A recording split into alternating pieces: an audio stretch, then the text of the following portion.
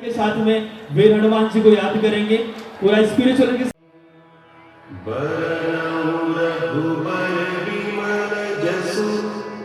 जो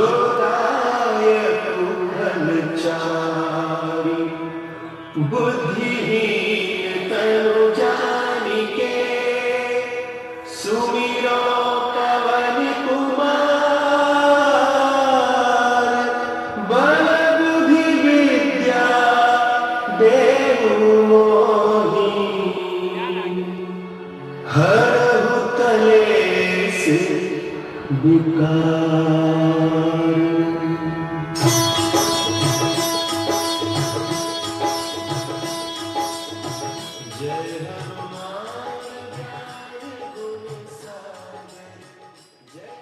कर चुके हैं। अवनी एजुकेशन के नाम से इनका फाउंडेशन है और साइकोलॉजी की बुक्स ये पब्लिश करते हैं। आज तक के सबसे जाने माने टीचर की फॉर्म में कह सकते हैं, या बच्चों के प्यारे जो भी साइकोलॉजी पढ़ते हैं ये सबके बहुत प्यारे हैं जो आज हमारे बीच में पहुंचे हैं। बहुत बहुत आभार, वंदन। पीसीआई परिवार हमेशा आपका आभारी रहेगा जो कीमती वक्त आपने इस परिवार को दिया है। एक बार कमान तालियां हो जाए।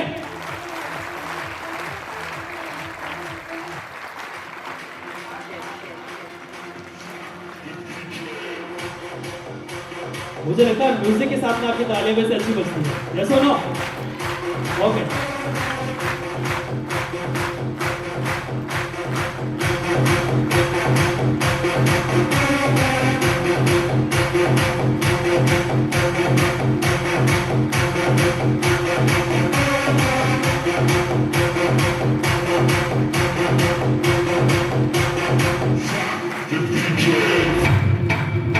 बहुत बहुत आभार।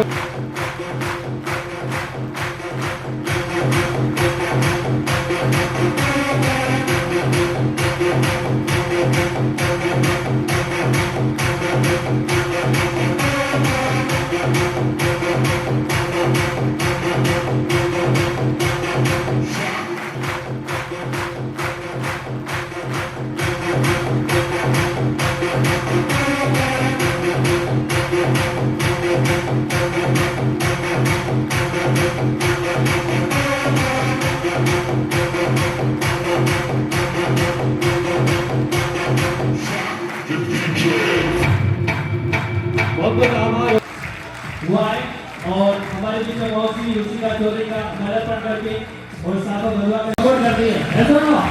क्योंकि उनका सपोर्ट भी उनको हमेशा मिलता रहता है। तो इनके लिए तो तालियां बजनी चाहिए ना। और ये तालियां इनके लिए नहीं जिनका स्वागत हो रहा है, जिनका सम्मान हो रहा है, उनके लिए भी होनी चाहिए, क्योंकि ये मंच आपका इंतजार कर रहा है। आने वाले समय में आप भी इसी तरीके से इसी भव्य मंच पे सम्मानित हो, आपका भी नाम हो और आप भी किसी के लिए प्रेरणा के स्रोत बने। बहुत बड़ा अचीवमेंट होता है, बस जोरदार तालियां होता है।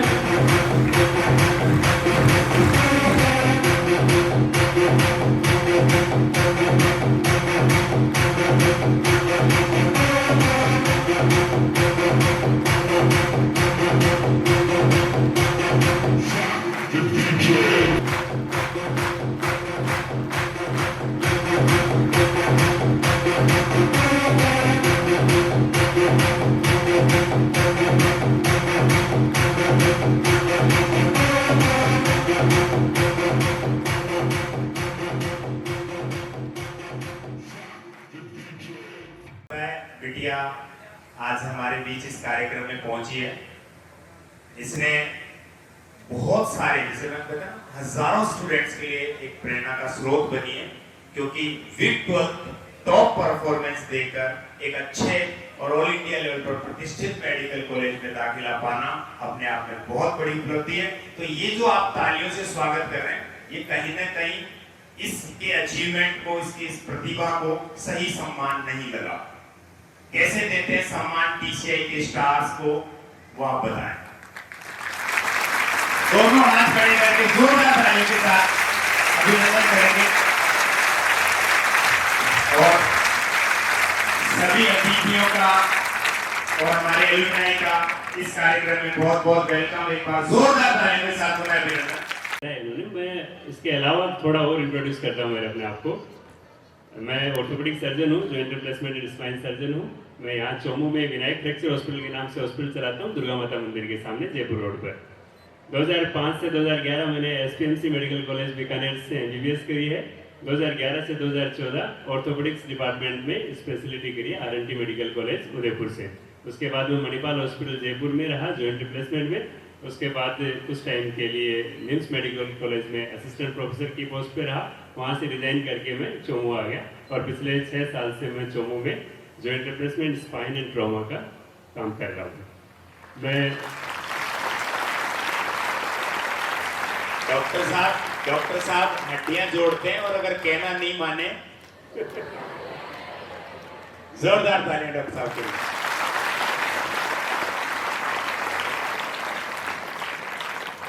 मोटिवेशनल सेमिनार में मोटिवेशन चाहिए बिल्कुल। तो मैं बताना चाहूँगा कि आपके लिए सबसे बड़ा मोटिवेशन क्या हो सकता है। नीट और जेई के बच्चे हैं, डॉक्टर और इंजीनियर बनेंगे।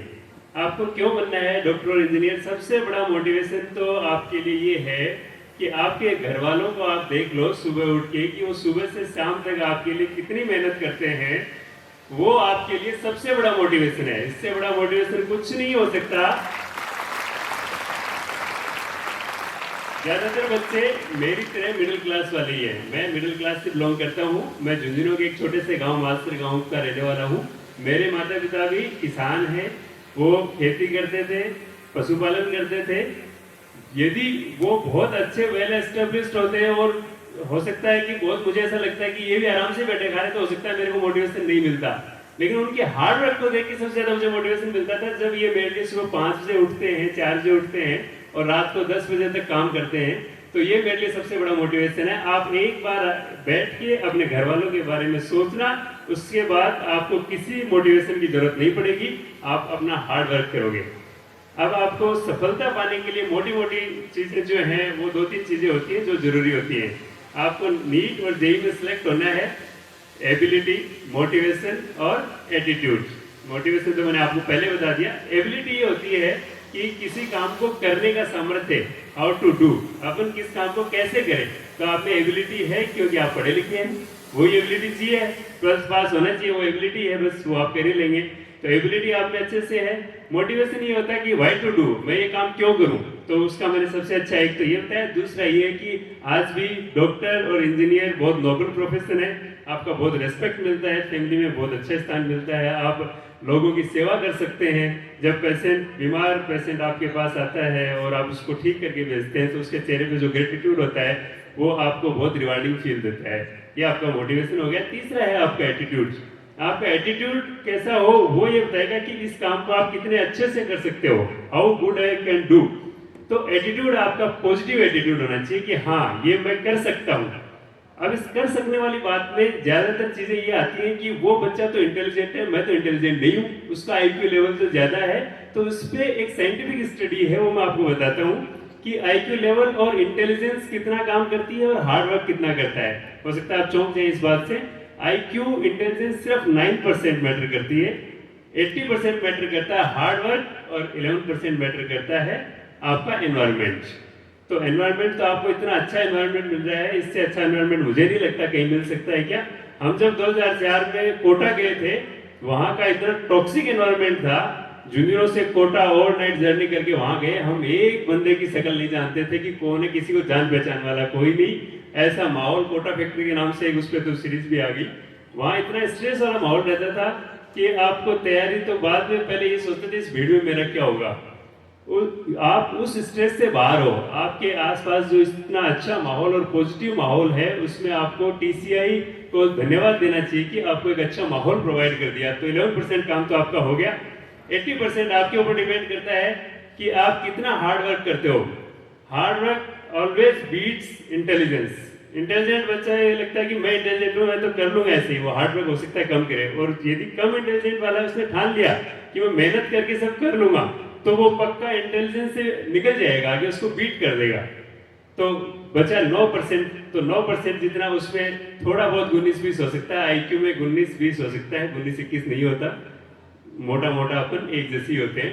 तो हर बच्चा आप में सामने जो बैठा है वो सफल हो सकता है। ये सफलता की गारंटी है। यदि आप हार्ड वर्क कर लोगे तो आप पक्का सिलेक्ट हो जाओगे। अब हार्ड वर्क की बात ऐसी है कि कभी ना कभी तो जीवन में करना ही पड़ेगा। यदि आप अभी हार्ड वर्क कर लोगे तो बचा हुआ जीवन सरल हो जाएगा, अभी नहीं करोगे तो बचा हुआ पूरा जीवन हार्ड रहेगा। तो कहते हैं there is pain in progress but there is pain in stagnation and decline too. आप कहते हैं कि तकलीफें आती हैं प्रोग्रेस करने में, लेकिन प्रोग्रेस ना करना भी तकलीफदायक होता है। It is hard to do well but it is equally hard to live a life of failure. अच्छा परफॉर्म करने के लिए मुश्किल है, बिल्कुल मुश्किल है। आपको अच्छा परफॉर्म करने के लिए बहुत मेहनत करनी पड़ेगी, लेकिन एक असफल आदमी की जिंदगी जीना ज्यादा मुश्किल है। Pain is inevitable but suffering is optional. कहते हैं तकलीफें तो जीवन में अवश्य भावी है, आएंगी, लेकिन उससे सफर होना आपके ऊपर डिपेंड करता है कि आपको सफर होना है, पीड़ित होना है या नहीं। The pain of suffering, the pain of suffering is inevitable but suffering is optional. The pain of discipline is temporary. यदि आप डिसिप्लिन होके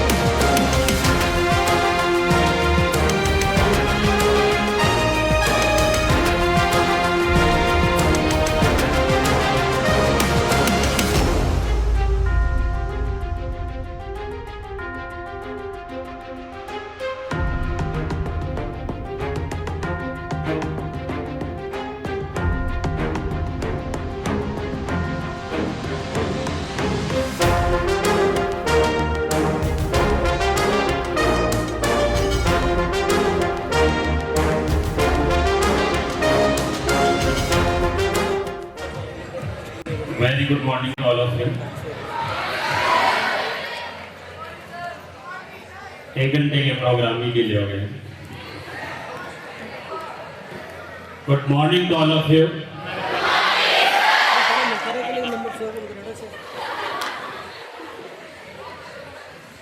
खेलना बोल देना सब.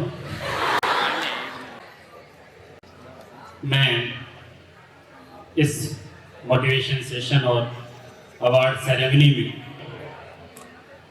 संस्था के सेवक प्रतिनिधि के रूप में यहाँ पधारे हुए सभी मेहमानों का हृदय से आभार व्यक्त करता हूँ और अभिनंदन और स्वागत करता हूँ कि आपने अपने व्यस्ततम समय में से कुछ समय हमारी नौनिहालों के जीवन को संवारने के लिए निकाला है.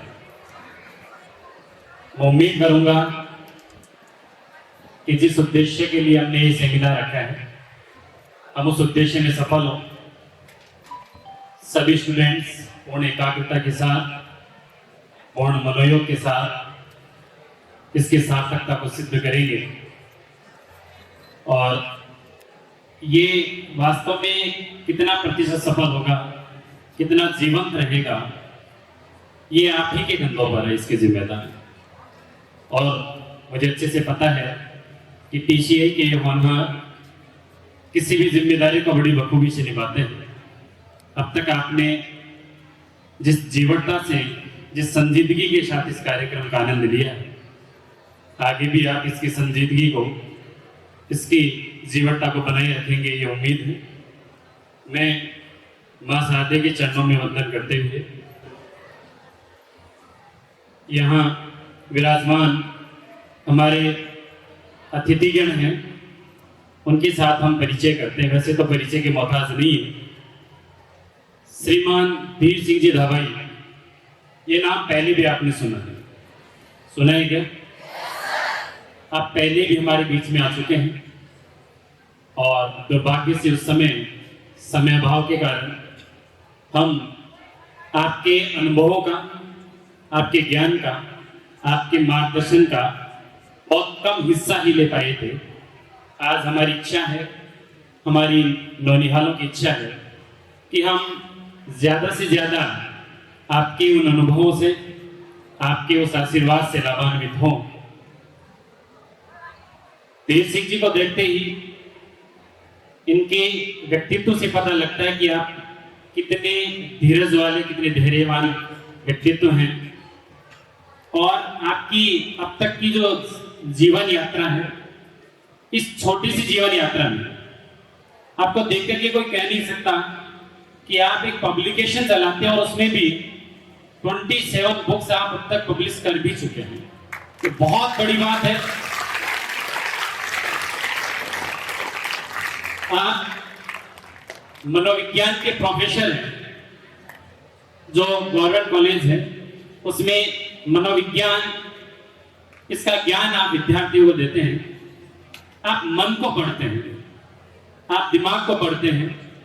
और जो मेरा व्यक्तिगत अनुभव रहा है कक्षा कक्ष में, मुझे यही लगता है कि हमारी विद्यार्थियों के साथ एक तो बड़ी समस्या है वो इसी की है कि ये अपने मन को काबू में नहीं रख पाते.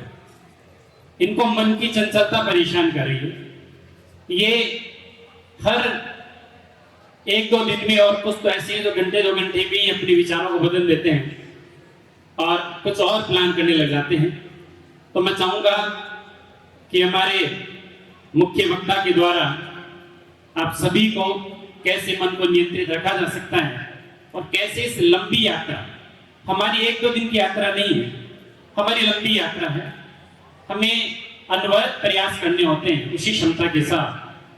इसलिए इस अनवरत यात्रा में हम मन को कैसे नियंत्रित रख पाए और कैसे आप ही की तरह पूर्ण मनोयोग से, आप न केवल प्रोफेसर है बल्कि आप अपना पब्लिकेशन चला रहे हैं. इसका मतलब आप समझ जाइए कि मेरे हिसाब से 2-4 घंटे सोने के अलावा आप अपना संपूर्ण समय आपने इस कार्य में देते होंगे.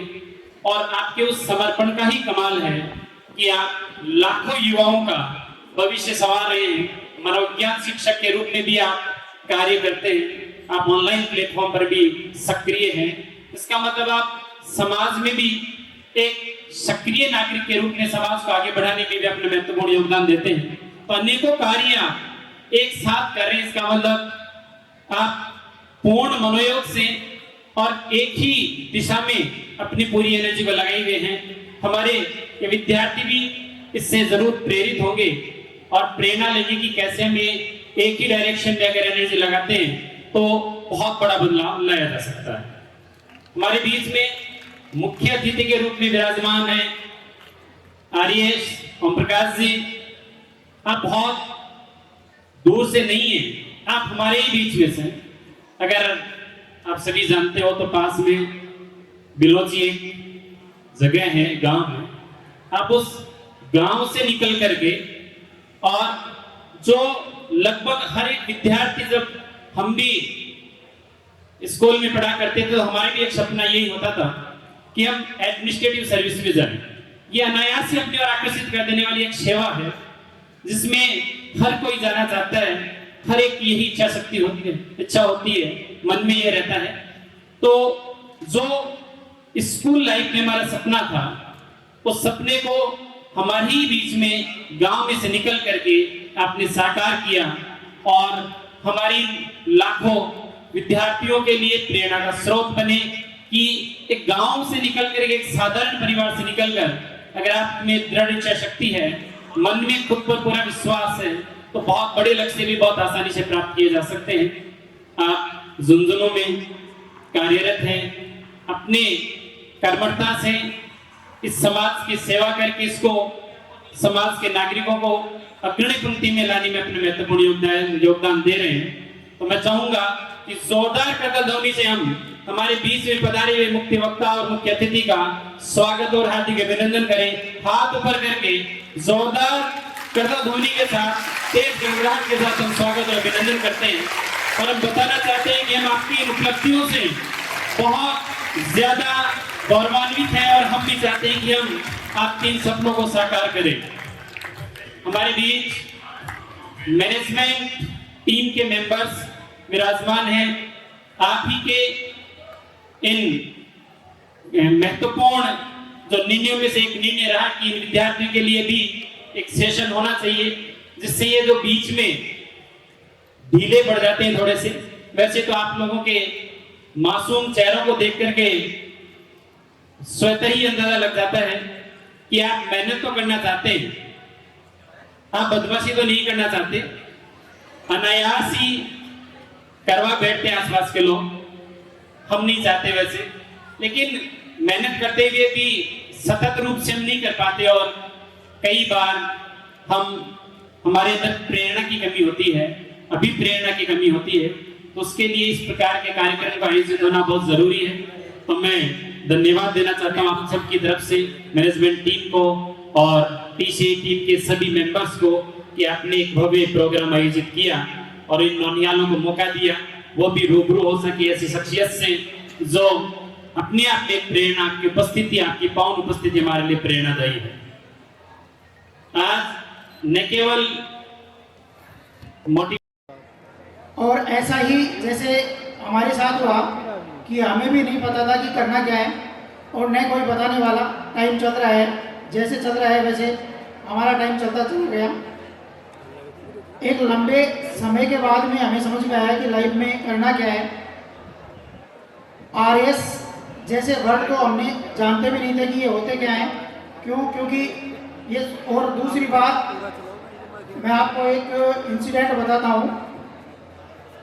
जब हमने ग्रेजुएशन कर ली थी उसके बाद में हमारे एक प्रोग्राम था और उस प्रोग्राम में अपने ही जो रामपुरा डाबड़ी है, जानते हो सभी, तो रामपुरा डाबड़ी का एक व्यक्ति, एक हमारे साथी जो हमारे साथ खेलते थे, वो भी आए हुए थे उस प्रोग्राम में।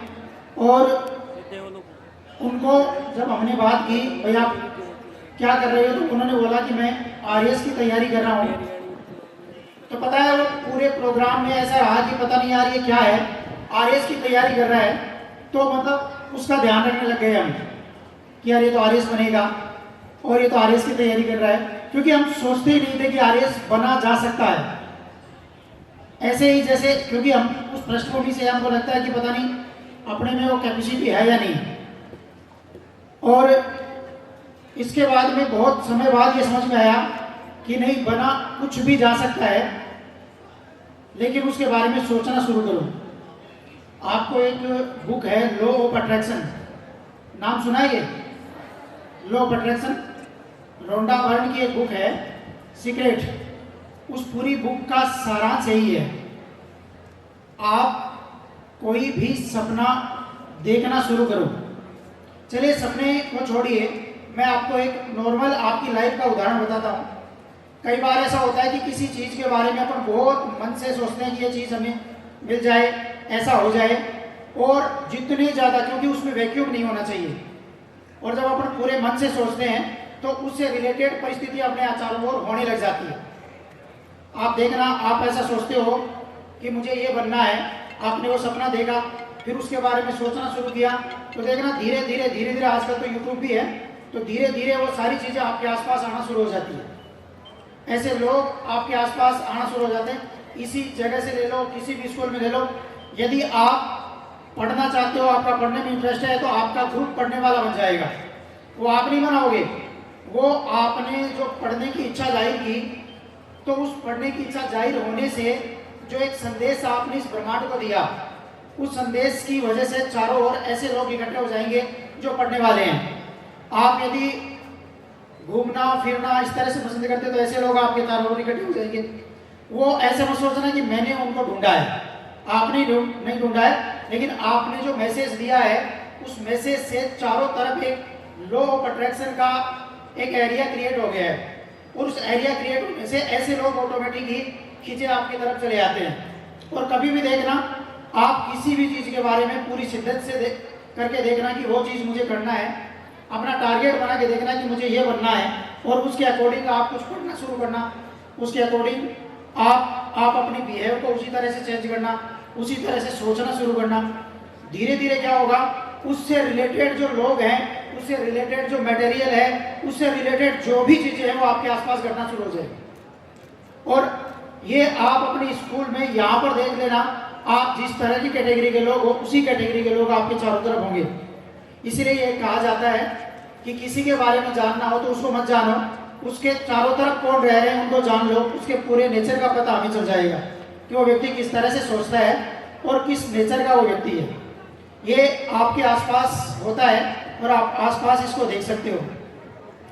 तो ऐसा ही जैसे हमारे साथ भी हुआ कि जब हम खेलते थे तो सारे दिन खेलते थे, तो जहाँ मिलते चाहे किसी फंक्शन में जाते, घंटे 2 घंटे यदि खड़े हैं बात करें, तो धीरे धीरे वो मंडली एक जगह हो जाती थी जो खेलने वाले हैं, और उस तरह से हम बात करते थे। बाद में जब हमने पढ़ना शुरू किया और पढ़ने के बाद में जब देखा कि यार आरएएस बनना है, और उसके अकॉर्डिंग सोचना शुरू किया, पढ़ना शुरू किया, किताबें लाए, धीरे धीरे लोगों के बीच बैठना शुरू किया, तो धीरे धीरे एक ग्रुप अपने आप तैयार होता चला गया।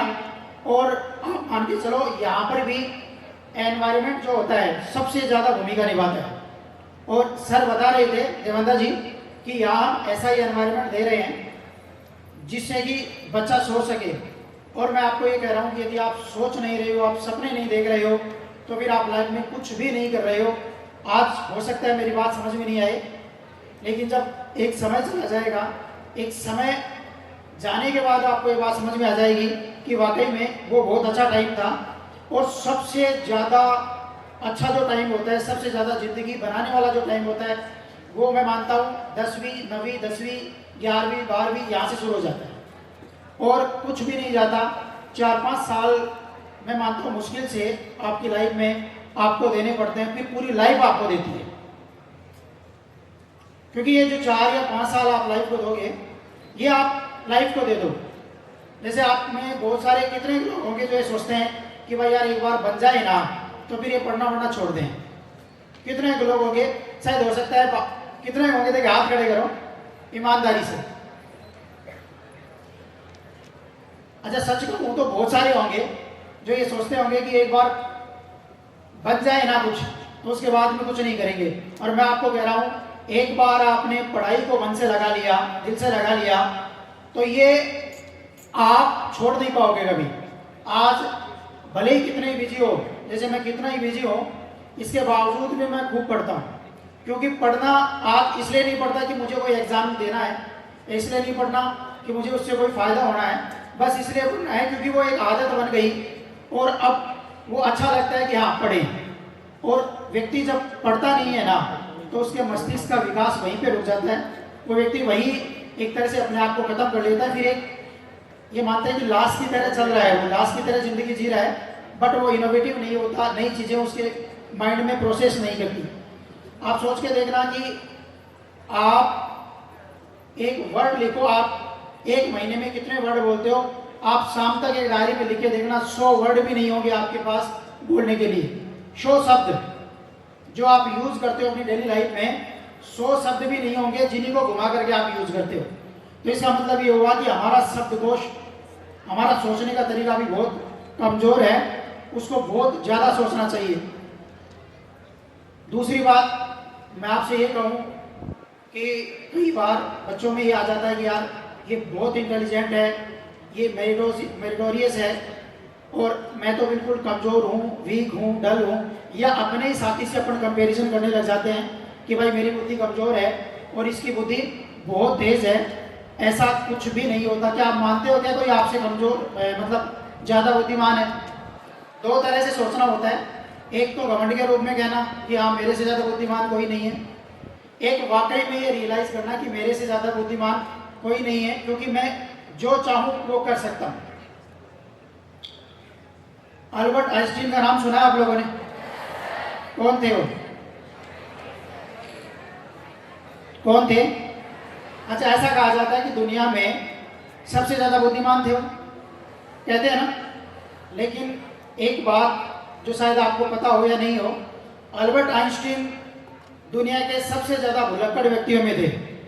सबसे ज़्यादा चीज़ें भुला करते थे वो अपनी ज़िंदगी की। उनको ये नहीं पता रहता था कि मैं नहाने जा रहा हूँ तो कपड़े नहाने के साथ लेके जाऊँ, नहीं पता उनको। खाने के लिए रोटी पड़ी हुई है उनको नहीं पता, क्योंकि वो बहुत ज़्यादा भुलक्कड़ थे। और एक कहानी में कुछ दिनों पहले पढ़ रहा था उनके बारे में कि एक बार एक डॉक्टर ने उनको कहा कि आपके एक एज के बाद में आपका शरीर झुक जाएगा, आपको एक बीमारी हो जाएगी। तो एक दिन क्या हुआ, अचानक से सुबह जब वो उठ रहे थे तो उनको लगा कि यार वो टाइम आ गया जो डॉक्टर ने कहा था, चलो डॉक्टर को पूछते हैं और उनसे कुछ सलाह लेते हैं। तो तुरंत डॉक्टर को बुलाया गया और डॉक्टर को बुला के कहा कि मेरा तो जो शरीर है वो आपने बताया वो बीमारी मेरे लग गई है, अब आप कोई इलाज बताइए। तो डॉक्टर ने कहा कि इलाज कुछ नहीं है क्योंकि आपके कोई बीमारी नहीं लगी है, आपने दरअसल क्या किया है, ऊपर वाला जो बटन है वो नीचे आपने लगा लिया है, इस वजह से शरीर टाइट हो रहा है और आपको लग रहा है कि मेरी बीमारी हो गई। तो आप सोचिए उस व्यक्ति का फोकस किस पे था? भूलता कोई नहीं है कुछ भी। आपका जिस चीज पे फोकस होता है वो चीज आप कभी नहीं भूलते हो, और जिस चीज पे आपका फोकस नहीं होता है वो चाहे आप 20 बार पढ़ लो, किताब को आप 20 बार पढ़ लो, याद नहीं होगी क्योंकि वो आपके फोकस में नहीं है। और यदि आपके फोकस में है तो आप उसकी डेप्थ में चले जाओगे, आप उस किताब को और गहराई से पढ़ना शुरू कर दोगे। तो देखो अल्बर्ट आइंस्टीन के भी फोकस में जो चीज थी, ब्रह्मांड की जो खोज, ब्रह्मांड की जो थ्योरी उन्होंने दी वो उनके फोकस में थी, और जो थ्योरी थी आज भी चल रही है ना, पढ़ते हो आप लोग। लेकिन बाकी चीजें उनके फोकस में नहीं थी।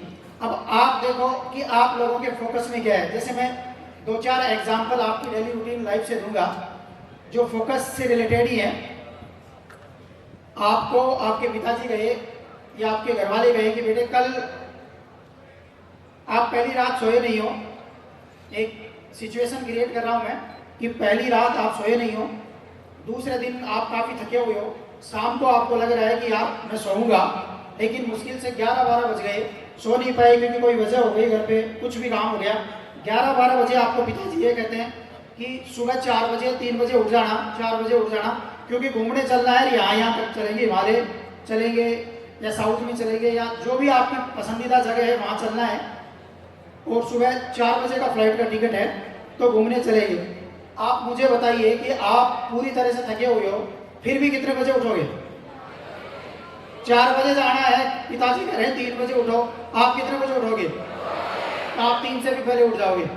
और जब वो उठेंगे ना, उससे पहले उठ उठा के आप तैयार होगे कि चलना है, क्योंकि वो आपके फोकस में है, वो आपको पूरा। और दूसरी बात, आप जहाँ घूमने गए हो उन चीज़ों के लिए तो कोई बताता नहीं है आपको कि भाई ये आपके सिलेबस में है, इनके बारे में नोट्स लिखे लाओ, हम पूछेंगे, कोई नहीं कहता ना। आपको कभी पूछो, भूलोगे कि वहाँ गए थे। क्यों? क्योंकि उस समय आप पूरे ध्यान से, होता क्या है, व्यक्ति जब किताबों में बैठता है ना तो शरीर से बैठता है, पूरी तरीके से नहीं बैठता, होश में नहीं बैठता। एक वर्ड होता है कि जो भी अपन काम करते हैं, जिस काम को हम होश से करते हैं वो नहीं बोलेंगे हम, लेकिन जिस काम को होश से नहीं करते हैं वो अपन धीरे धीरे बोलना शुरू हो जाएंगे। और किताबों के साथ कुछ ऐसा ही करते हैं अपन ज़्यादातर कि होश से नहीं करते। और देखिए, जैसे हमने भी किया 10वीं 11वीं 12वीं BA ये जो किया हमने, इनके बारे में आज हमको रियलाइज होता है कि वाकई वो अच्छा पढ़ा होता तो बहुत कुछ चेंज होता लाइफ में, पहले ही हो जाता। ये बाद में रियलाइज होता है हमको।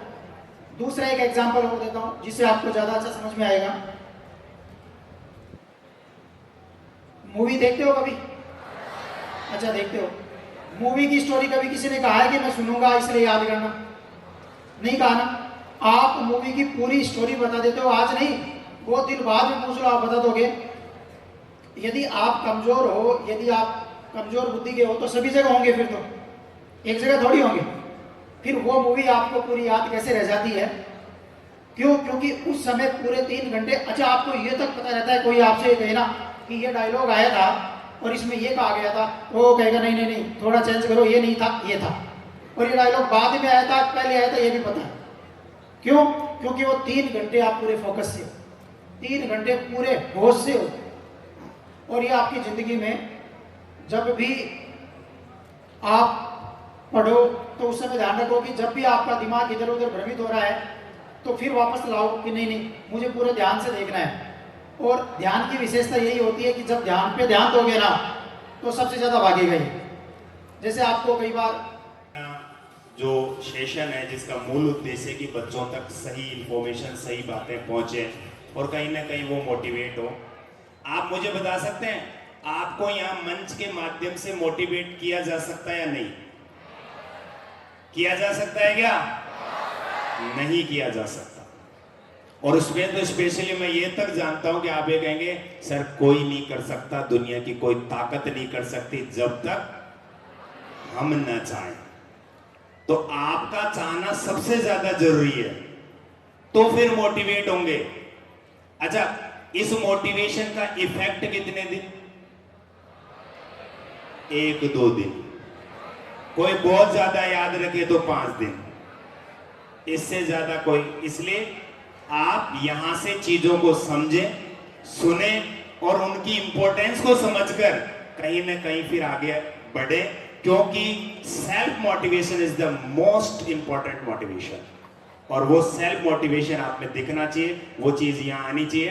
बेटा यहाँ हम लोग या जो हमारे अतिथि या हमारे जो एलुमिनाई आए हैं वो कोई भाषण देने नहीं आए। और ये मुझे अभी इनिशियल, बाद में तो आपने बहुत अच्छे से चीजों को समझा, सुना, एक प्रॉपर सिस्टम दिया। अरे यहां से 1-2 बात सीखी, सुनी, समझी और पड़ोसी को मोटिवेट करना चालू, तो 2-2 प्रक्रियाएं हैंडल कर रहे हैं। मुझे पता है कि आप बहुत अच्छे से सुनते हैं और मल्टीटास्किंग आपकी कैपेबिलिटी है, आप 2-2 3-3 काम एक साथ निपटा रहे हैं। लेकिन यहां से जब आप जुड़ेंगे, मन से जब आप जुड़ेंगे तो कुछ आपको लगेगा कि वास्तव में ये चीज हो रही है। अच्छा, आप में से कितने बच्चे ये मानते हैं कि जो होना है सब तय है, सब लिखा है? कौन कौन ऐसा मानते हैं कि जो लिखा है मतलब जो होना है वो सब तय है, लिखा है? ओके। अच्छा, कौन कौन ये मानते हैं कि जो भी होता है वो हमारे लिए अच्छा होता है या हमें अच्छा लगता है? तो हमारे लिए अच्छा होता है, ये कौन कौन मानते हैं?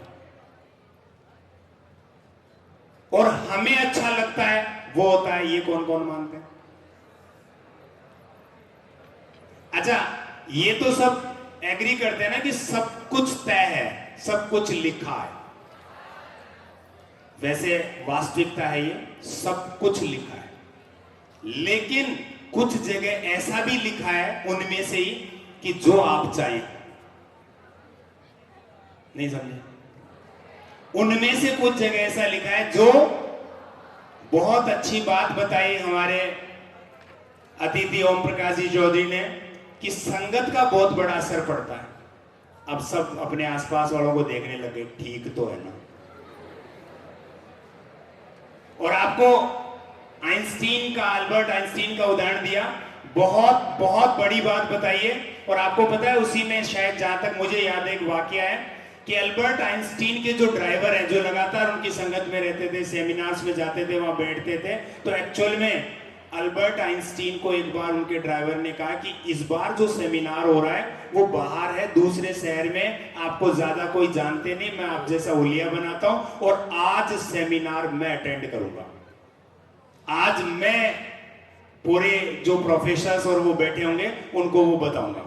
और दो चार बातें पता भी होती हैं, जाके और अपने आप को रिप्रेजेंट कर दिया। सोचो, एक ड्राइवर जिन्होंने एक तरीके से अपने आप को इतने बड़े साइंटिस्ट के तौर पे रिप्रेजेंट कर दिया, तो आप समझ सकते हैं अर्थ का अनर्थ तो होना ही था, लेकिन नहीं हुआ, क्योंकि उन्होंने जो बातें उनसे सीखी थी, जानी थी, वो तो बता दी। और आपको बता, अगर पता हो कि सामने वाला दमदार है, तो वो उनके ड्राइवर को भी आइंस्टीन मान के बड़े ध्यान से सुन रहे थे, बहुत अच्छे से वो सुन रहे थे कि ये क्या बात बताइए क्या। और आपको पता है जो भी चल रहा था नाम से चल रहा था। अब आई क्वेश्चंस की बारी, तो एक महाशय ने उठ के और एक प्रोफेसर ने क्वेश्चन कर दिया कि इसका जवाब बताएं। तो उन्होंने कहा कि इसका जवाब, ये तो कुछ भी नहीं है, इसका जवाब तो मेरा ड्राइवर दे सकता है। और आइंस्टीन को बुलाया, जो ओरिजिनल आइंस्टीन है, उन्होंने धड़ल्ले से जवाब दिया। उस सभा में, उस सेमिनार में आज तक सन्नाटा है कि हो क्या गया, ड्राइवर ऐसा क्या करेंगे। तो बेटा, संगत का बहुत बड़ा असर रहता है, इसलिए हमेशा हमारे जो अतिथि आते हैं बहुत अच्छी अच्छी बातें आपको बताते हैं, बहुत अच्छी मैसेजिंग आपको देते हैं, तो उनको ध्यान में रखते हुए हमें चलना चाहिए और उनके द्वारा बताई गई बातों को आत्मसात करके अपने अंदर लेकर अपने आप को ऊर्जित बनाने का प्रयास करें। Thank you. तो थैंक यू सो मच, एक बार जोरदार सभी टीचर्स और हमारे गेस्ट को मेरा प्रणाम। मेरा नाम रुचिका है। मैंने विट 12 नीट में 660 मार्क्स स्कोर किए हैं। तो अब आप ये सोच रहे होंगे कि भाई विट 12 किया है तो फिर ये तो हमेशा से इतनी टॉपर रही होगी, इतनी इंटेलिजेंट हमेशा से रही होगी। तो नहीं, ऐसा नहीं है। कौन कौन ये सोचता है कि जिसका विट 12 हो जाता है कि वो तो हमेशा से इतना इंटेलिजेंट होता होगा? कौन कौन सोचता है ये? ऐसा नहीं होता। कई कई होते हैं, लेकिन सब बाई बर्थ इतने इंटेलिजेंट नहीं होती, इतना सौभाग्य उनको बाई बर्थ नहीं मिलता है। मैं भी ऐसे नहीं थी, बहुत ज़्यादा एवरेज स्टूडेंट थी, और जैसे मेरे क्लासमेट्स होते थे वैसे ही मैं थी। तो ये जर्नी मेरी स्टार्ट हुई थी जब मैं 11th में एंट्री किया था। मैंने 10th के बोर्ड एग्ज़ाम चल रहे थे, तो मेरे को डैडी ने बताया कि हमारे TCI का स्कॉलरशिप का एग्ज़ाम है। मेरी इच्छा तो नहीं थी देने की, लेकिन डैडी ने बोला कि नहीं, देना चाहिए, तो मैंने दिया और उसका रिजल्ट काफ़ी अच्छा आया। 78% के लगभग मेरे आए थे। तो उसमें ये होता है कि जितने परसेंट आते हैं उतनी अपनी स्कॉलरशिप मिल जाती है। और 2022 में नीट का रिजल्ट भी सबसे टॉप आया था पूरे चौमू में, और जो सिक्कर के लगभग है उतना सिलेक्शन रेट है वो बहुत बेस्ट रहा था। तो फिर पेरेंट्स ने वो सोचा भाई पढ़ाई तो होती है, पढ़ाई नहीं होती तो बच्चे कैसे निकलते हैं। अब ये तो डिपेंड करता है, बच्चा पढ़ने वाला होना चाहिए। मेरी मम्मा हमेशा ये बोलती है कि बच्चा पढ़ने वाला होना चाहिए।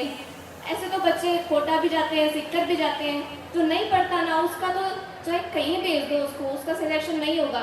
और पढ़ने वाला होगा उसका तो घर पे रह के भी हो जाएगा।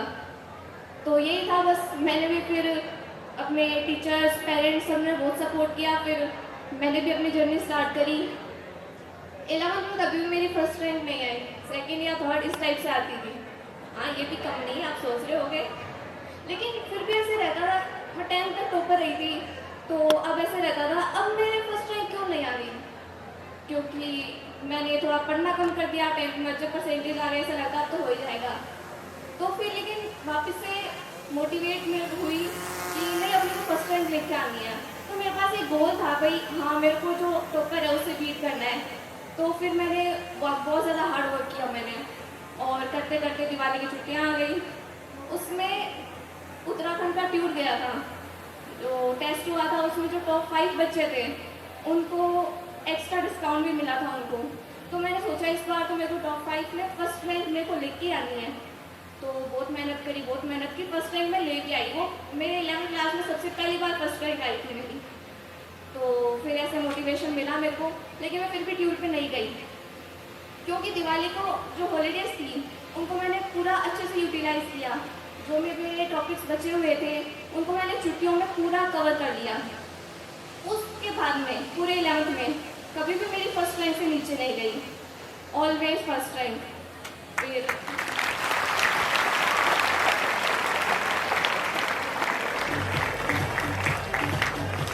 ऐसा नहीं था कि कोई टॉपिक मेरे को सारे फर्स्ट बार में समझ आ जाते, और इस मामले में तो मैं बहुत ज़्यादा डिप्रेस भी हुई हूँ। जब कोई टॉपिक मेरे को फर्स्ट बार में समझ नहीं आता ना, फिर मेरे को ऐसे लगता था अब ये टॉपिक मैं समझ ही नहीं सकती, तो मैं रोने लग जाती थी। ऐसा बहुत बार हुआ है मेरे साथ में, बहुत ज़्यादा डिप्रेस हुई हूँ मैं। और जैसे घर पे भी रहती थी तो पढ़ाई नहीं हो पाती थी मेरी, तो पेरेंट्स भी परेशान हो जाते हैं, ऐसा कैसे हो गया, क्या हो गया। तो फिर इस मामले में तो RR सर, पवन सर और योगेंद्र सर गाइडेंस देते ही रहते थे, भाई इतना वीक नहीं होना। RR सर ने मेरे को एक बात समझाई, तो ऐसे टॉपिक को समझने में जोर मत दे, पहले तो तू ये समझ, पहले तो तू ये सीख कि सीखते कैसे हैं। अगर तेरे को ये समझ में आ जाएगा ना कि भाई सीखते कैसे हैं, तो तेरे लिए सारे रास्ते एकदम आसान हो जाएंगे।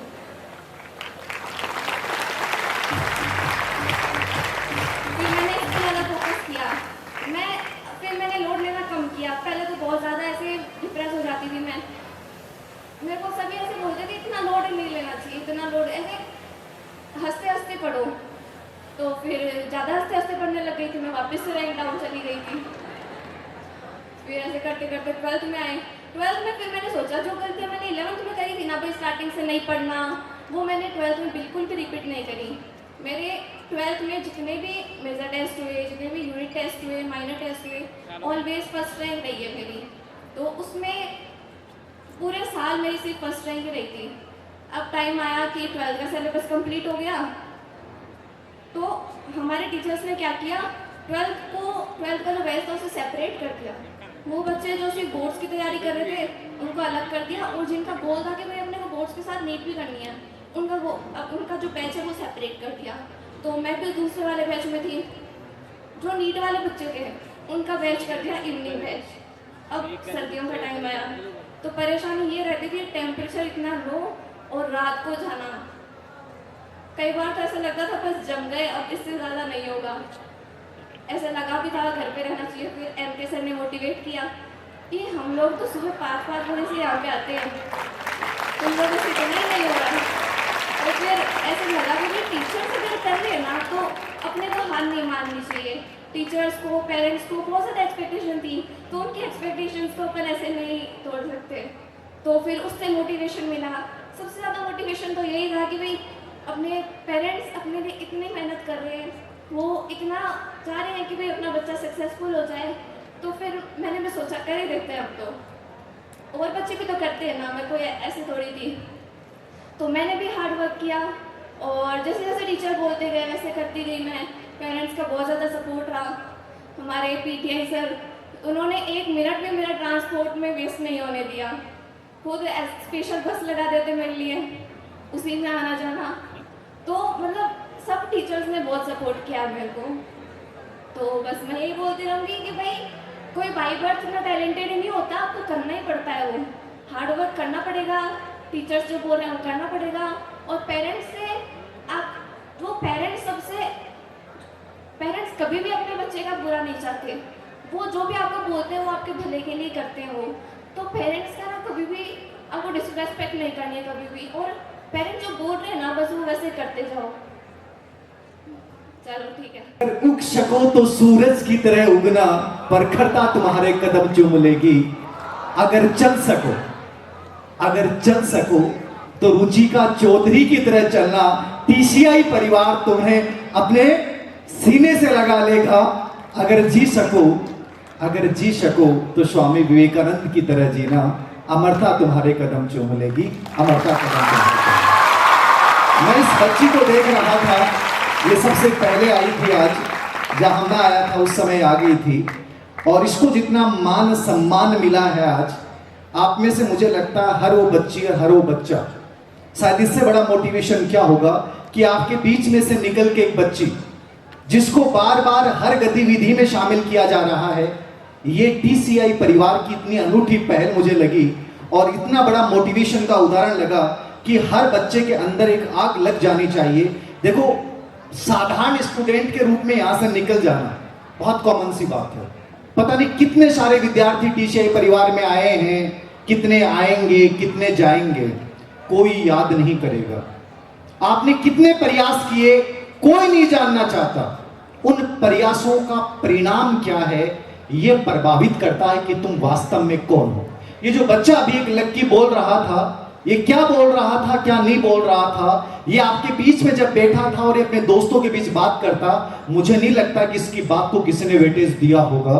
लेकिन आज जब ये डॉक्टर बन के यहाँ पहुंचा है और ये जब अपनी बात कह रहा है, तो आपको इसकी बातों में वजन दिखने लग गया। कारण समझ रहे हैं आप? परिणाम बहुत महत्वपूर्ण है।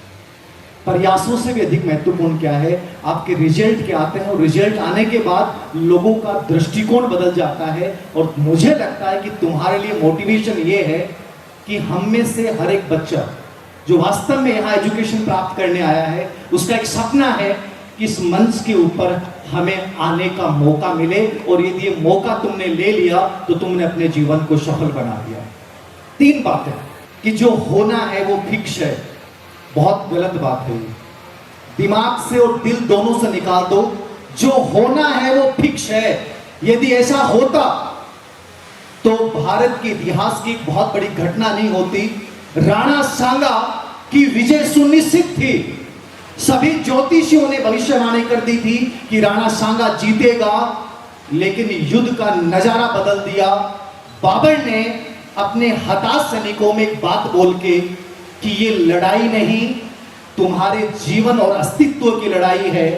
और इनसे, उन योद्धाओं में जो ये मान चुके थे कि हम हार चुके हैं, वो योद्धा एक नए उत्साह से खड़े हो गए और उस घटना को बदल के रख दिया।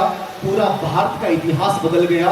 भारत में एक नया साम्राज्य आके खड़ा हो गया, वो था मुगल साम्राज्य। दिल और दिमाग से निकाल दो कि जो होना है वो तय है, कुछ भी तय नहीं है। तय वो होगा जो तुम करोगे। मैं जब संघर्ष का दौर था और एक कॉलेज में पढ़ाता था, तो आप लोगों की तरह मेरे मन में भी बड़ी इच्छा होती थी कि मैं जन्म पत्री के बारे में जानूं, मैं जानूं कि मेरा भाग्य कैसा है, मेरी किस्मत कैसी है। मैं एक ज्योतिषी के पास पहुंचा। STC का स्काउट गाइड का शिविर था और वहां एक बड़ा मेला लगा हुआ था। 250 रुपए उनकी फीस थी।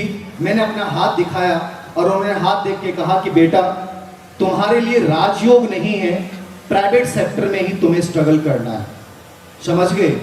मैं यदि कमजोर इंसान होता, उनकी बात पे विश्वास कर लेता, तो आज मैं यहां बोल नहीं रहा होता। उन्होंने क्या बोला, बोलने दीजिए। दुनिया आपके बारे में क्या बोलेगी, बोलने दीजिए। लेकिन मौन होकर उस बात को यदि गलत सिद्ध करने का तुमने प्रयास नहीं किया, ये जीवन बेकार है। ये लड़ाई आपके अस्तित्व की लड़ाई है। कितने लोग आए हैं, कितने लोग जाएंगे, फिर मैं बोल रहा हूं। लेकिन आज हम सब रतन टाटा को याद कर रहे हैं, क्योंकि अस्तित्व की लड़ाई लड़ी। जब टाटा कंपनी, जब टाटा मोटर्स डूब रही थी, पूरी दुनिया कह रही थी कि भारतीयों को गाड़ी बनानी नहीं आती, वही रतन टाटा मुंह उठा के विदेश में एक ऐसे व्यक्ति के पास चले गए कि हमें टाटा मोटर्स को बेचना है। लेकिन उस आदमी ने एक बात बोली कि तुम भारतीयों को जब गाड़ियां बनानी नहीं आती, जब इंजन तुमसे ढंग से बने नहीं जाते, तुम लोग गाड़ियां बनाना शुरू क्यों करते हो? चाहते तो रतन टाटा और रिक्वेस्ट कर सकते थे कि साहब हमारे पे दया करो, रहम करो। याद रखना, जिंदगी में कभी भिक्षा मत मांगना। ये रतन टाटा ने सिखाया है। वो तुरंत उस मीटिंग के बाद भारत आए और उन्होंने अपनी जो टीम थी उनको फोन किया कि मुझे आज रात को मीटिंग करनी है, और वो मीटिंग पता क्या थी? उन्होंने कहा कि आज लड़ाई अस्तित्व की है, और जब लड़ाई अस्तित्व की होती है ना, तो रणनीतियां बहुत गजब की होती हैं। भावनात्मक रूप से, मानसिक रूप से, शारीरिक रूप से आदमी अपने आप को न्यौछावर कर देता है। और उसी रतन टाटा ने एक लाइन बोली कि टाटा मोटर्स दुनिया का सबसे बड़ा मोटर्स बनेगा, ये हमें दिखाना है। और आपको पता है, उस मालिक ने, जिसने उनको मना किया था, उन्हीं की 2 गाड़ियां जगुआर और लैंड रोवर, जो दुनिया में बड़े बड़े लोग खरीदते हैं, उनको आज मैन्युफैक्चर कौन करता है? बनाता कौन है?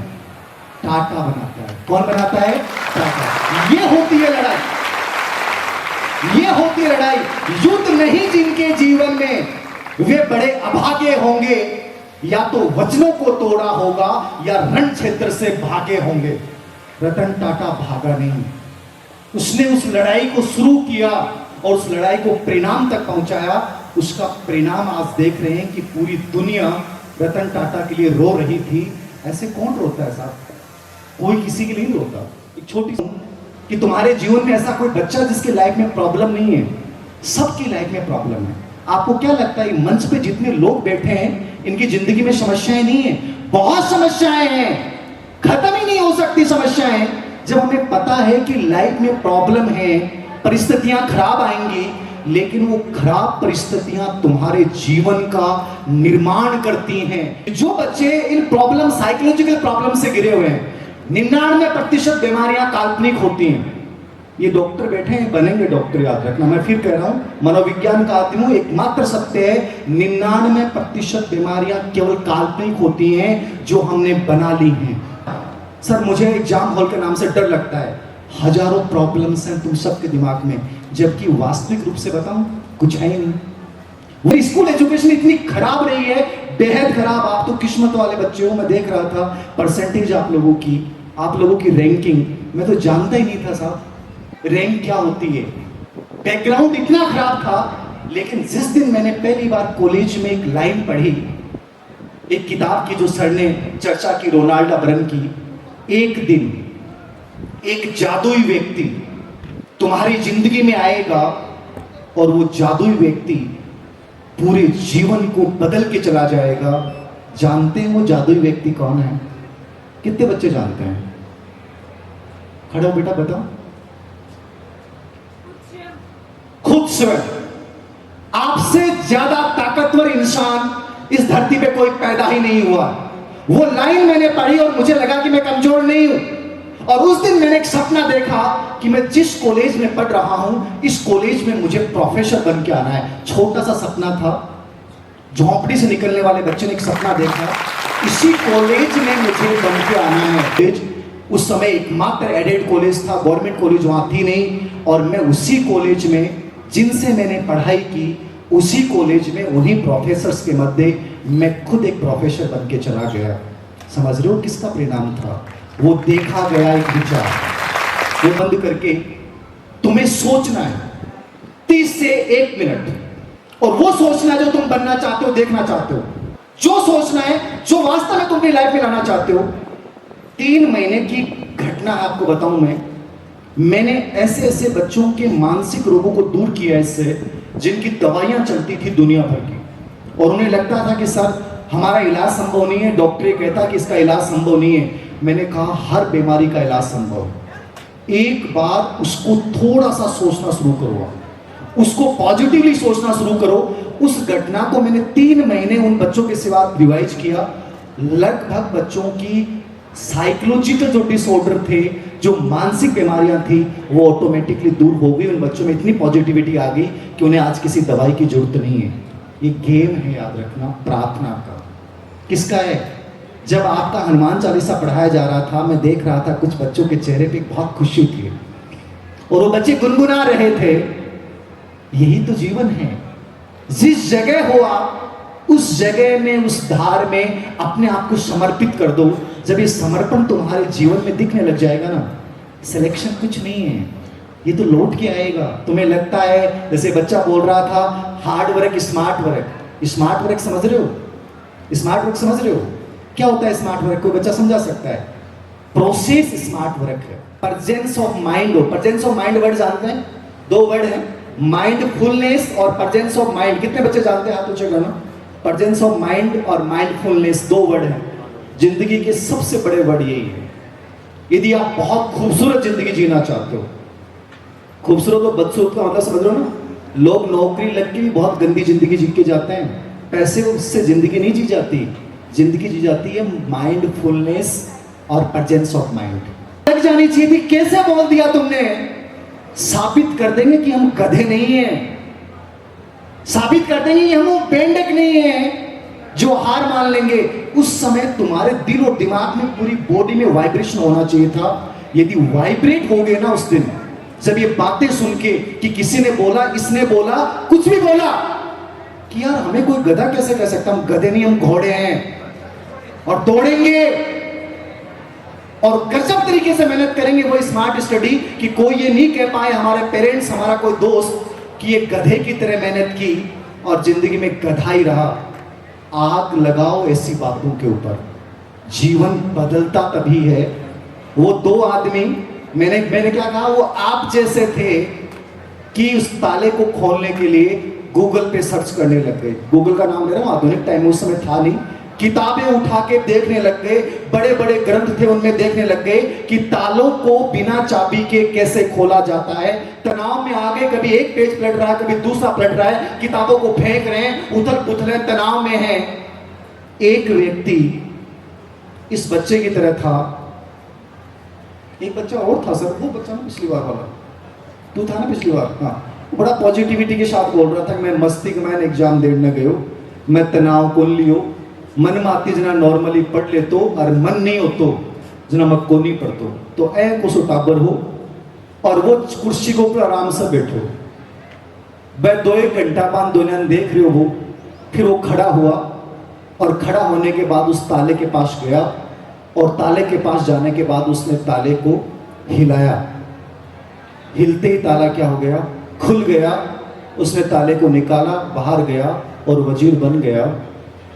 इंटेलिजेंस ही समझ रहे हो आप? आधी दुनिया इस हिंदुस्तान में एक छोटे से कंपटीशन से लेके और बड़ा से बड़ा कंपटीशन, मुझे लगता है इस दुनिया का सबसे हार्ड कंपटीशन मैं मानता हूँ IIT JEE को मानता हूँ। उससे बड़ा हार्ड कंपटीशन कोई है नहीं। छोटे से लेके बड़े कंपटीशन में आपको 99% संख्या उन दो वाली मिलेगी जो आज भी हर समस्या का समाधान सोचते हैं कि किताबों से मिलेगा, टेंशन लेने से मिलेगा। उनमें ढूंढ लें, कभी भी वो माइंडफुलनेस का यूज नहीं करेंगे कि हो सकता है यार ये ताला खुला ही हो, एक बार ट्राई तो करें। जीवन में कोई ताला है ही नहीं आपके। जो ताले आपने बना रखे ना कि हमारी जिंदगी में सर बहुत परेशानियां हैं, सर हमारा बैकग्राउंड बहुत कमजोर है, सर हमें ये सब्जेक्ट तो समझ में नहीं आता, वो केवल वो ताले हैं जो दिखाई दे रहे हैं। जिस दिन तुम उनके पास जाओगे और जिस दिन उनको तुम खोलोगे ना हाथ लगा के, उस दिन वो ताले खुल जाएंगे और तुम्हारे जीवन में वही वजीर वाला पद मिलेगा। लाइफ की ये तीनों कहानियां क्या बता रही हैं आपको? अस्तित्व की लड़ाई पूरे मन से लड़ो, अधूरे मन से मत लड़ना। ये तुम सच में डॉक्टर बनना चाहते हो, IITian बनना चाहते हो, कुछ भी बनना चाहते हो, सर RS है, सिविल सर्वेंट, बहुत गजब की जॉब है, बिजनेस करो ना, कुछ भी करो, लेकिन उसमें अपने आप को झोंकना शुरू करो। ये तनाव से जिंदगियां नहीं बदलेंगी। नंबर 2, परिणाम से इंपॉर्टेंट है प्रयास, प्रोसेस यदि तुमने सही फॉलो कर लिया, रास्ते तुमने सही फॉलो कर लिए, तो अनुक्रिया कमजोर बन जाएगी। मेरे से कई बच्चे पूछते हैं सर मैं 12 घंटे पढ़ती हूँ लेकिन फिर मेरा नीट में सिलेक्शन नहीं हुआ, काउंसलिंग के लिए जब बच्चे आते हैं JEE में सिलेक्शन नहीं हुआ। तो समझ लो घंटों पे सिलेक्शन डिपेंड नहीं करता है। सिलेक्शन डिपेंड करता है कि तुम जिस रास्ते पे चल रहे हो, तुम्हारे पढ़ने के तरीके क्या हैं, तुम किस किताब को कितना समय दे रहे हो। तुम्हें ये नहीं पता कि इस किताब में सबसे इंपॉर्टेंट क्या है, इस टॉपिक को इस रूप में समझा जा सकता है, ये टॉपिक से प्रश्न आता ही नहीं है और तुम उस पर टाइम दे रहे हो, तो इसका मतलब क्या हो? तुम गधे हो। तुम्हें ये नहीं पता कि क्या पढ़ना चाहिए और क्या नहीं पढ़ना चाहिए, कैसे पढ़ना चाहिए, यानी तरीके तुमने नहीं सीखे, प्रोसेस तुमने नहीं सीखी, तो परिणाम तक भी पहुंचोगे नहीं। तो मेन जो तुम्हारा फोकस है वो कहां पे होना चाहिए? प्रोसेस पे होना चाहिए कि मुझे उस लक्ष्य तक जाना है तो उसके पहुंचने के संकेत क्या हो सकते हैं, वो रास्ते क्या हैं, उन रास्तों का मुझे इस्तेमाल करना है। और तीसरी बात जो मैंने बताई वो क्या बताई, प्रेजेंस ऑफ माइंड, माइंडफुलनेस, सजग रहो। यदि सजग हो तो तुम्हें किसी चीज की जरूरत नहीं है। सर ने एक बात बहुत अच्छी बोली थी कि हमारे यहाँ सोशल मीडिया ऑनलाइन से बड़ी दूरी बना के रखते हैं। सर ऑनलाइन शुरू कर दिया क्या? आपने सुना था? मैंने नहीं किया। तो जयपुर में चर्चाएं चल रही हैं कि टीसीए वाले ऑनलाइन शुरू कर रहे हैं, पता नहीं कहाँ मैंने सुना। ये मुझे बहुत अच्छी चीज लगी। आने वाला टाइम ये होगा, सर आप तो इस इंस्टीट्यूट के बाहर एक टेक लाइन दो कि हमारे इस इंस्टीट्यूट में सोशल मीडिया, ऑनलाइन, मोबाइल पूरी तरह इनसे दूरी रखी जाती है। मैं कह रहा हूं पेरेंट्स प्रभावित हो जाएंगे। आज के जीवन को बर्बाद करने वाला यदि कोई यंत्र है ना, वो ये दूरसंचार यंत्र जो मोबाइल है ना, ये है। मैं ईमानदारी से कह रहा हूं 6 महीने की प्रिपरेशन, 1 साल की प्रिपरेशन तुम्हारी जिंदगी में बड़े से बड़े कंपटीशन को निकाल सकती है। एक बार अपनी लाइफ से मोबाइल और टीवी को अलग करके देखिए, पॉजिटिविटी से मेडिटेशन कीजिए। जो मैंने सुबह वाली प्रार्थना बताई, प्रार्थना का समझ गए ना, डेली कल से संस्कार बना लेना। मॉर्निंग में जैसे ही उठते ही पहला काम आपको करना है कि आप जिस बिस्तर से उठे उस बिस्तर की बेडशीट को सही करना। पहली चीज बता रहा हूं, जो स्टेप लिख लेना इनको माइंड में। और फिर ये 1 साल बाद में टीसीआई में दोबारा बुलाएंगे, हो सकता है नहीं बुलाएंगे, कहते हैं सर आपको 2 बार बुला लिया, नए को बुलाएंगे।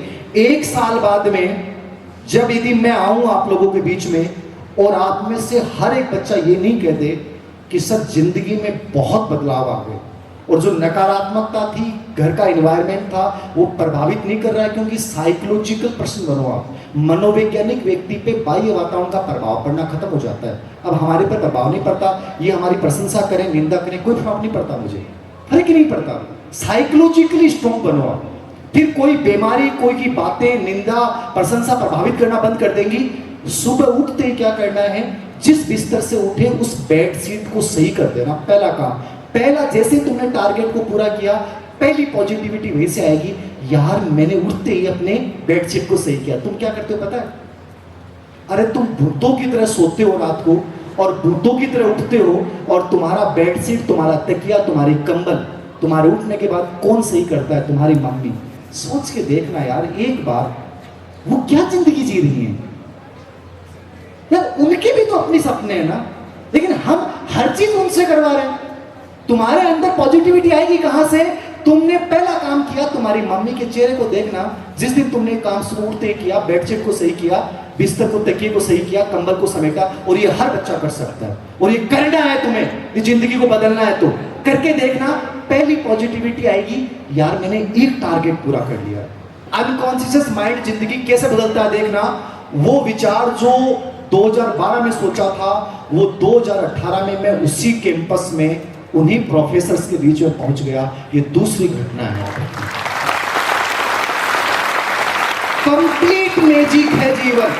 तुम जिस इंसान के बारे में सोचोगे, जिस घटना के बारे में, जिस जगह के बारे में सोचोगे कि हमें रुचिका की तरह ऐसे इस मंच पे एक दिन आना है और मैं मेरे ही साथियों को पुरस्कृत करूंगी, एक बार सोचना, इस विचार को दिल से सोचना और उसको डेली प्रार्थना में लेके आना। वो जो 20 सेकंड 30 सेकंड की, मैं अगली साल की गारंटी दे रहा हूं, यदि आपने दिल से उस प्रार्थना के बारे में सोचा, दिल की बात कर रहा हूं मैं, आपने सोच लिया ना कि नहीं नहीं नहीं मेरे साथ तो नहीं होगा, मेरे से तो, मैं तो रुचिका जैसे नहीं कर सकती, नहीं नहीं मेरा तो नहीं होगा, मुझे पता है। यदि ये विचार आने लग गया ना, तो वो दूसरे वाला बड़ा बन जाएगा। तुम्हें कौन सा विचार बड़ा बनाना है? फर्स्ट वाला, कि मुझे इस बच्चे की तरह इसी मंच पे, इसी टीसीआई में, इन्हीं के डायरेक्टर देवेंद्र सर मेरी प्रशंसा करेंगे माइक लगा के कि ये वही बच्ची है जो कहती थी कि मेरे से नहीं हो पाएगा, लेकिन उस बच्ची ने टॉप रैंक के साथ पूरे भारत में टीसीआई की पहली रैंक आनी चाहिए। कोई बच्चा कह रहा है क्या आनी चाहिए? आ सकती कि नहीं आ सकती? लेकिन उस विचार को, उस सपने को तुम्हें जीना पड़ेगा। समझ रहे हो? बाकी ये लोग हैं, तुम्हें उस सपने को जीना है बस। वो प्रार्थना करनी है, 20 सेकंड 1 मिनट मांग रहा हूं तुम्हारी मैं, उसके बाद तुम यहां आ गए, तुमने इन्होंने जो बताया वो पढ़ा, दिल से पढ़ा, और जब कभी तुम्हारे अंदर डिप्रेशन आया, तनाव आया कोई चीज को लेकर, सर से बात करना और कहना कि हमें धीर सर से मिलना है एक बार। एक बार मेरे को बुलाना, तुम्हें लगे कि मैं सर सपने में बहुत मेहनत कर रही हूं लेकिन मुझे ऐसा लग रहा है कि मैं अंदर से हार रही हूं, तब मुझे बुलाना सबको कह के हम बात करेंगे। तुम हारने की बात दिमाग से निकाल दोगे क्योंकि तुम्हारे दिल और दिमाग में सिर्फ एक विचार दौड़ेगा कि मैं सबसे बेस्ट हूं। एक ही बात है, जीवन बहुत छोटा है, ये दोबारा नहीं मिलेगा। जन्नत जहन्नुम सब कुछ इसी जीवन में है। खूबसूरत जिंदगी का मतलब यही है, जब अस्तित्व को सिद्ध कर दोगे, जब सब कुछ आप पे डिपेंड करता है तो अपने आप को अलग रूप से प्रेजेंट करो। समझ गए? अंतिम शब्दों के साथ बहुत कुछ बोल सकता हूं लेकिन सुनना सबसे बड़ा चैलेंज है। तो सुना नहीं जाता सर, बहुत सुन लिया। ज्ञान देना भी आसान है लेकिन ज्ञान को क्रियान्वित करना सबसे मुश्किल है। तुमने मेरी कितनी बातें सुनी, सर की कितनी बातें सुनी, यहाँ जो बच्चे सिलेक्टेड आए उनकी कितनी बातें सुनी, यदि तुम सच में किसी एक बात को ढंग से फॉलो कर लोगे ना तो जिंदगी वही बदल जाती है। मैंने सिर्फ एक ही बात को फॉलो किया था कि मेरे गणित के टीचर ने कहा था कि तू तेरी जिंदगी में कदे बन जाएगो तो मैं पढ़ाना छोड़ दूंगा। और बात मेरे दिमाग में हमेशा चली कि यार इस बंदे ने मेरे अस्तित्व को नकार दिया कि तू बन गया तो मैं पढ़ाना छोड़ दूंगा। और वो बात जिंदगी भर जब तक मैं बन नहीं पाया मेरे दिमाग में दौड़ रही थी। याद रखो, कोई एक विचार ऐसा पाल लो जो तुम्हारे अस्तित्व से जुड़ जाए, तुम्हारे मम्मी पापा के सपनों से जुड़ जाए।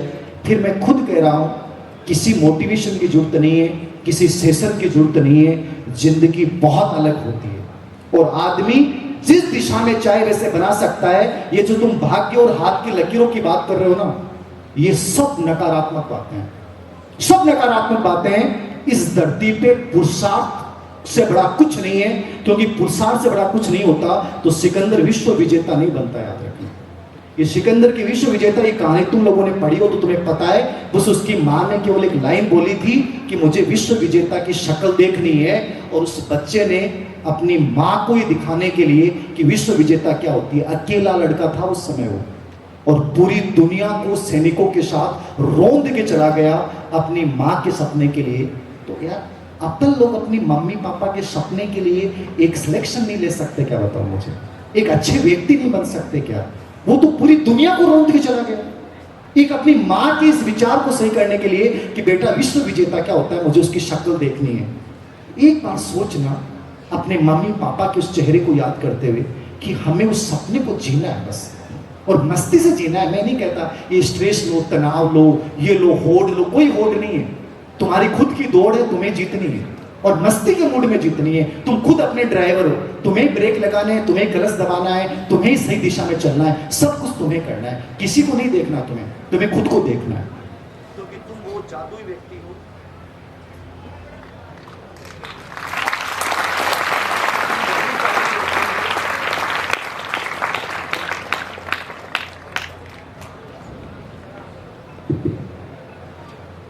टाइम ये कह रहा है कि सर बहुत हो गया, अब बंद कर दो। मैं एक बार फिर कह रहा हूँ, अगली साल यदि मैं आऊँ तो आप में से हर एक बच्चा मुझे परिवर्तित दिखना चाहिए। अगली साल जब मैं आऊँ तो जब तुम चलो ना, यहाँ पे आओ ना, तो तुम्हारी बॉडी लैंग्वेज, तुम्हारे हाथ पैर और चेहरे में मुझे उमंग दिखनी चाहिए। अगली साल जब मैं आऊँ तो आप में से अधिकतर बच्चा एक विजन के साथ इस TCI परिवार में उत्साह के साथ पढ़ता हुआ और सपनों को देखता हुआ उस अनकॉन्शियस माइंड के विचार के साथ आगे बढ़ता हुआ मुझे दिखना चाहिए। अगली साल जब मैं आऊं तो तुम्हारे मम्मी पापा ये कहने लग जाएं कि हमें अपने बेटे या बेटी पे प्राउड है। वो जो दिनचर्या जी रहा है, वो जो सुबह के संस्कार जी रहा है, वो जो शाम के संस्कार जी रहा है, वो हमें बहुत अच्छा फील कर रहा है। अगली साल जब मैं आऊं तो मुझे बोलने का मौका नहीं मिले, बस मैं आप लोगों को सम्मानित करता जाऊं, सम्मानित करता जाऊं, सम्मानित करता जाऊं। पूरे दिन प्रोग्राम चले और आप में से हर एक बच्चा मेरे हाथ से सम्मान ले। ये मेरा सपना है। अंतिम शब्दों के साथ आओ मिलकर बैठें, भूलें आपसी मतभेद।